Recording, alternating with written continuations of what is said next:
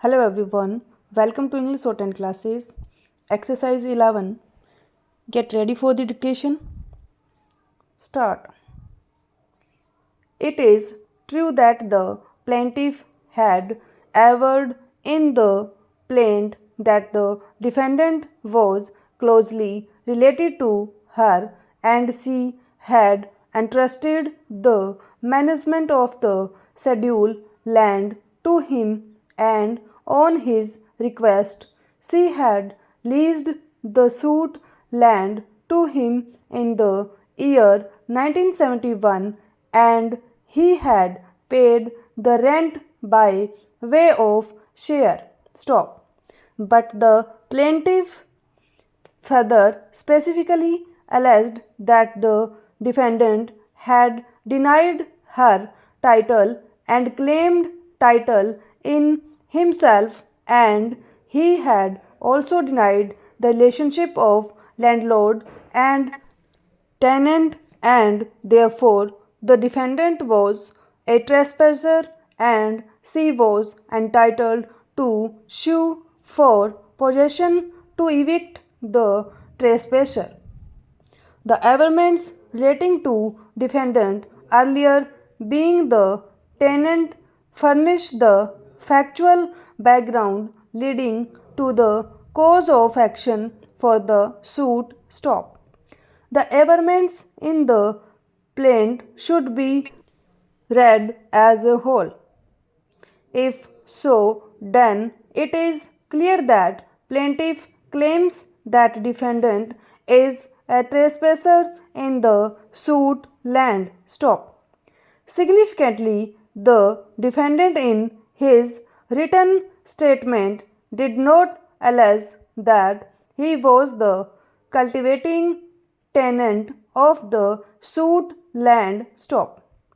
On the other hand, he denied the title of plaintiff and asserted ownership and title in himself by adverse possession, alleging that he was in occupation of the suit property since 1957 in his own right. Stop.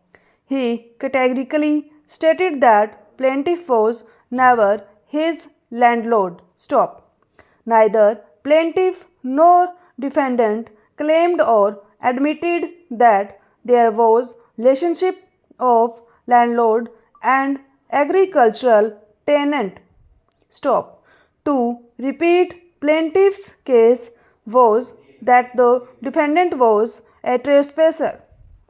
Consequently, tenancy was not an issue in the suit. Stop. Section 13 requires an application to be made to the special officer under the Act only when a landlord wants to terminate the tenancy and evict his cultivating tenant and not otherwise. Stop.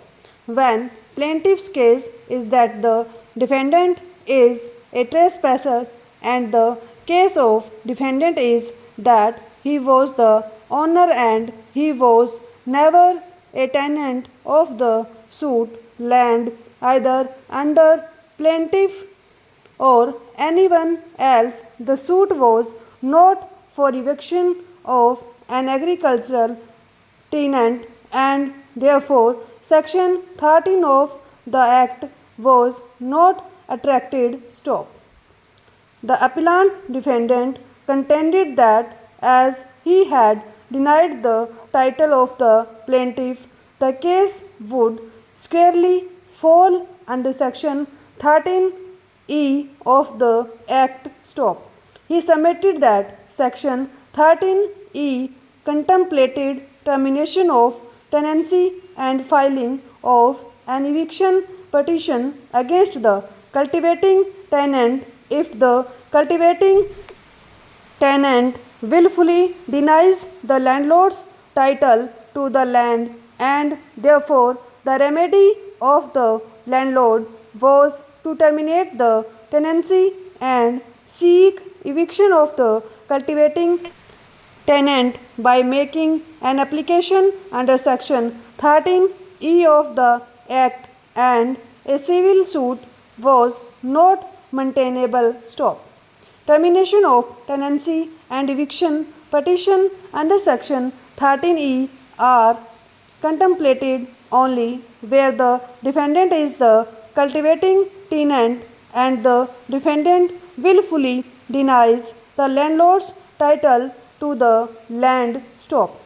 In this case, the defendant denied that he was the cultivating tenant of the suit land, and plaintiff claimed that defendant was a trespasser.